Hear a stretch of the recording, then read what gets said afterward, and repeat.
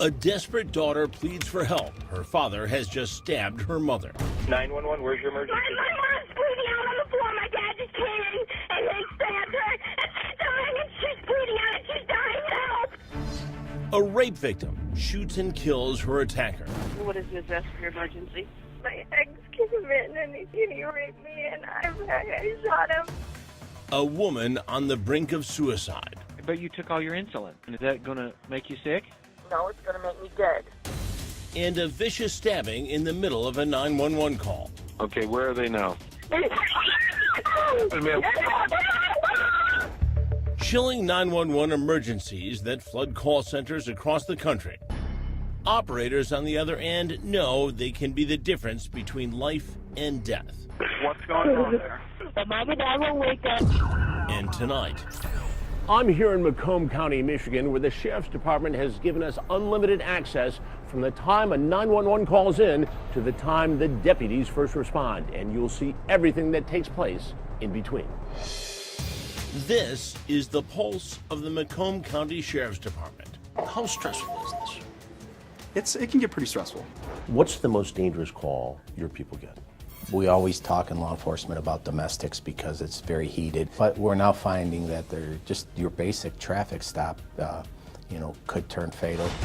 Now I'm suiting up with a bulletproof vest, hitting the streets with Sergeant Justin Locke, and within minutes, he stops a man in a pickup truck driving erratically in an apartment complex. What made you suspicious about this vehicle? Prior to the traffic stop. No lights on, it was dark. Yeah. And then just how he's operating the vehicle. Hello, sir. How we doing today? You have driver's license, registration, proof of insurance, please. Inside the cab, the sergeant finds 3 young women hunkered down. How did you fit anybody else in that car? Where's your ID at? Take your hands out of your pocket. Huh? Put your hands back up for me. Put your hands back up on the hood. How do you know these girls? One's my girlfriend, the other one's girlfriend. How old's your girlfriend? She is 28. She's 28? Go and put your hands behind your back for me. How old are you? I'm 48. The sergeant cuffs the driver for not having his license. What do you think we find here? From what I see right now, there might be some narcotics involved. The sergeant's suspicions are correct. What do we got there? Marijuana, small amount. Deputies also find used heroin needles in a purse. What worries you when you find a needle in a vehicle like that? First thing is, if there's any others, I don't want to find them by sticking my hands in them. Who uses heroin? No one anymore. We're old. We're trying to get clean. Listen to me. Listen to me. I just... No, listen to me. You act like I'm surprised right now. Sit back. Okay? I don't need the attitude. I'm asking you some questions because I want to get stuck with a needle. You got a guy with warrants, you have a woman who's a heroin user, you've got marijuana and needles. So clearly, whatever was going on tonight, they were up to no good.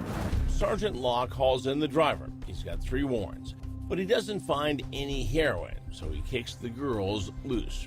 And when we talk about the 911 center here in Macomb County, how much of what you do involves heroin, opiate, addiction, abuse problem? About 50% of the calls have some type of drug-related activity. Heroin. We have a heroin problem here in Macomb County, and we are not proud of it. Then the call that sends everybody scrambling. There's a 50 shots.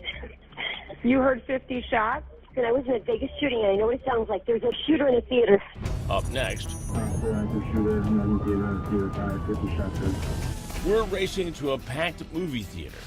Has an active shooter opened fire? No? It was, we don't know. Very, very, very loud. Yeah. And I was in a Vegas shooting, and I know what it sounds like. There's a shooter in the theater. I want you to stay where you're at. Do you understand? Mm-hmm. My legs are shaking. I can't move.